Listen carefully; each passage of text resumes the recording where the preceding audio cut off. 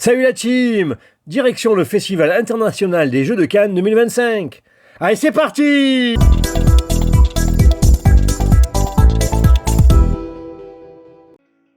Dès l'ouverture, c'est le rush pour avoir les meilleures places aux tables.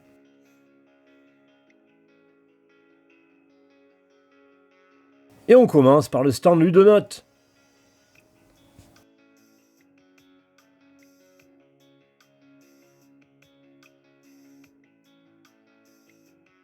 Qui présentait Living Forest Duel en avant-première.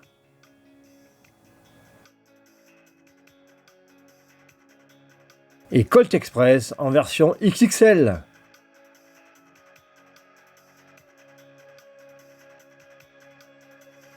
Ensuite, l'immense espace Asmodée, avec de nombreux jeux disponibles.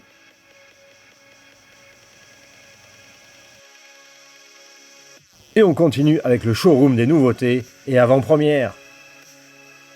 Balconia, vous allez construire ensemble un immeuble bloc par bloc en optimisant le placement des balcons de votre côté afin de marquer le plus de points de victoire. AI 100% humain, un jeu de draft de cartes où vous allez poser et combiner des cartes pour constituer un tableau à points de victoire. Super! Choisissez des super-héros parmi une rivière de 4 cartes dans le but d'accomplir des missions en premier. Comète, sauvez des espèces menacées de leur extinction avant que la comète ne s'écrase. Celestia, la réédition en Big Box du jeu de 2015, avec du matériel amélioré, et ici un très beau dirigeable.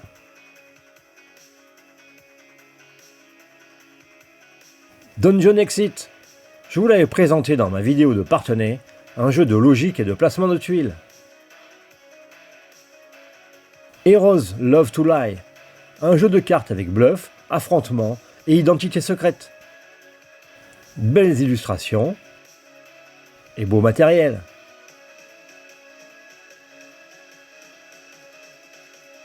Présage, un jeu de défausse de cartes par équipe. Là aussi, belles illustrations. Dead Cells, un jeu coopératif style roguelite inspiré du jeu vidéo avec plusieurs scénarios où vous incarnez un personnage.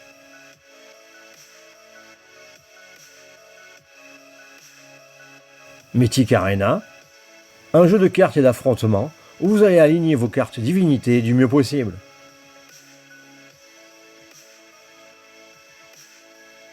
Antise, un jeu coopératif avec un maître de cérémonie et des médiums, tous plongés dans l'obscurité, avec comme seule lumière votre smartphone.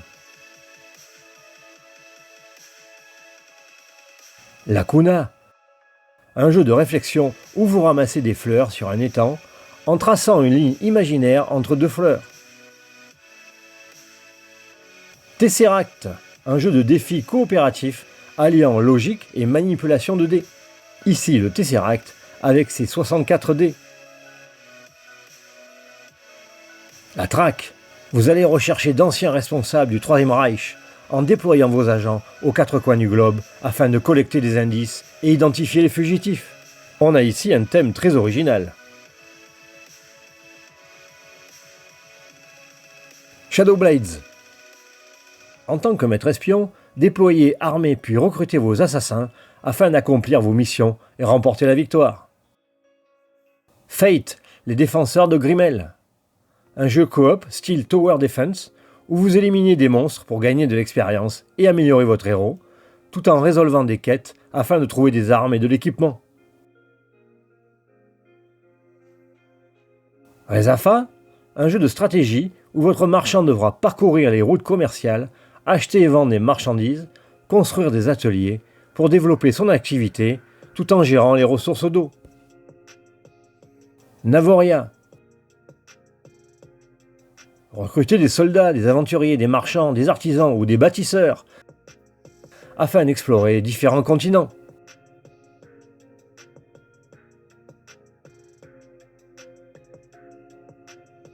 Donjon, les apprentis gardiens. Un jeu d'affrontement inspiré de la BD où vous incarnez les méchants qui peuplent le donjon de monstres et créatures contre les aventuriers. Tous les soirs, c'était le off.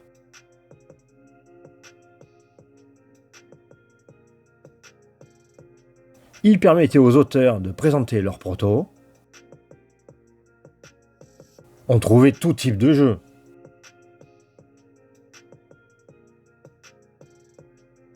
Ici un jeu sur les événements qui ont touché le Moyen-Orient durant la seconde moitié du XXe siècle.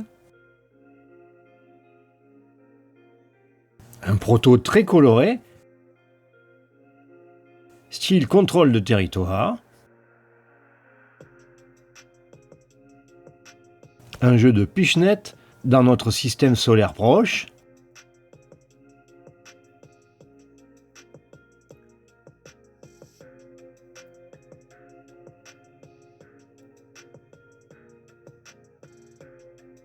Et là, un jeu de cartes à 2 dans un thème médiéval.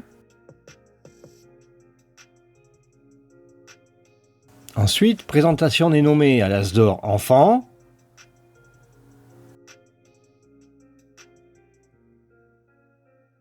Tout public.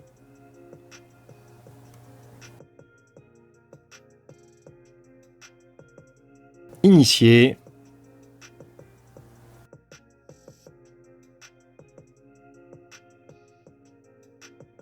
Et expert.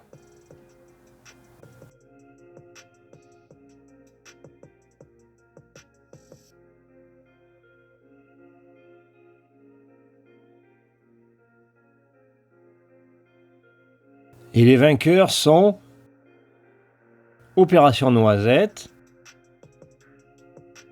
Behind, Kutnaora et Odin.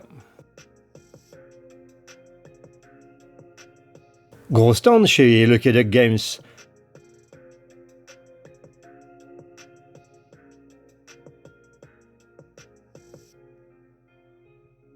Avec notamment leur jeu expert Andromeda Edge.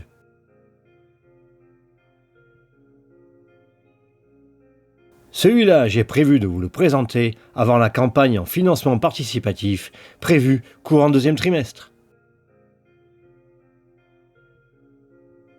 Beaucoup de tables aussi chez Super Meeple. Ici Wondrous Creatures, un jeu de stratégie qui combine les mécanismes de placement d'ouvriers et de construction de tableaux. Chronologique Paris 1920, un jeu de déduction où vous devez choisir une plaquette heure et une plaquette personnage afin de les superposer sur une carte lieu pour réussir à reconstituer les différentes scènes. Et sans Corée, un jeu de stratégie où vous dirigez une école prestigieuse.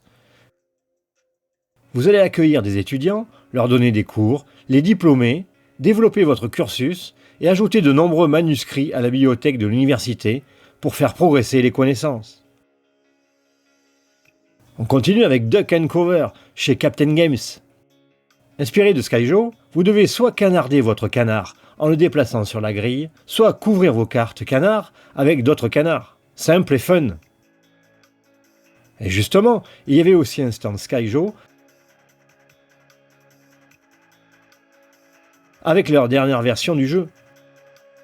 Enfin, Antise pouvait être joué dans un espace privé permettant une immersion complète dans l'obscurité. De quoi passer un bon moment fort pendant le festival. Et un petit tour chez le nouvel éditeur Merle Éditions avec Naishi, un jeu d'optimisation de cartes dans sa main pour 2 joueurs. Direction la présentation du showroom de Ravensburger avec les jeux de l'année et bien sûr Bonsaï qui est très apprécié par un large public. Sans oublier le showroom de BlackRock avec toutes les nouveautés de 2024 et 2025.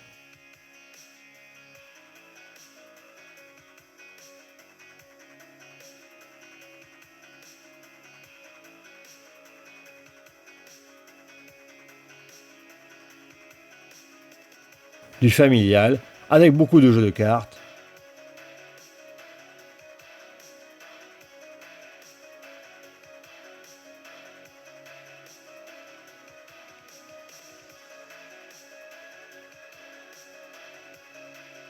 Colt Express en version XXL,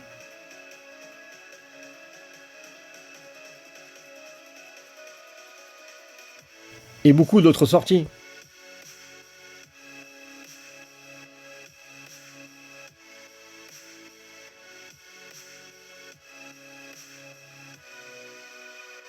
Le jeu de rôle n'était pas en reste.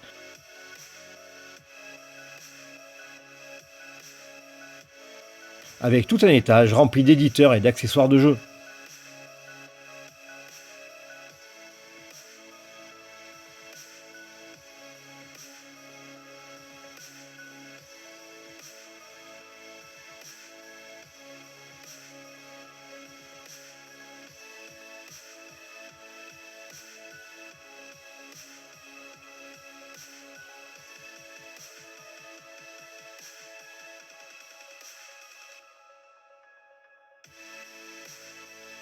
Ainsi que du jeu à figurines.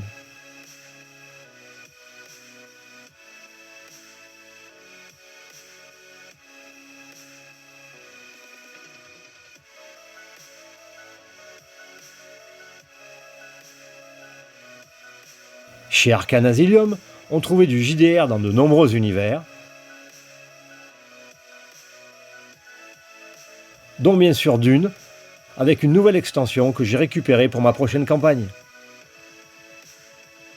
Et il y avait aussi du jeu tactique de figurines avec Star Wars Shatterpoint. Beau diorama pour des parties de 2 heures environ. Dans le hall Riviera, les enfants pouvaient jouer chez de nombreux éditeurs. On y trouvait également Azul Duel.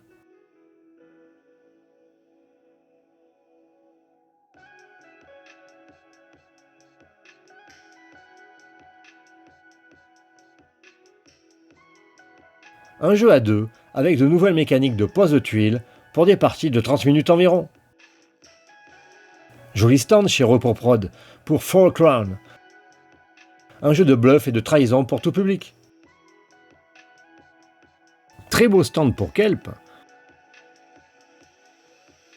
Un jeu de stratégie et d'affrontement asymétrique pour 2. Vous jouez l'insaisissable pieuvre ou l'impitoyable requin. Un jeu très apprécié pendant le festival, notamment pour son thème très immersif. Il y avait également Hit, jouable sur une belle table décorée en voiture de course.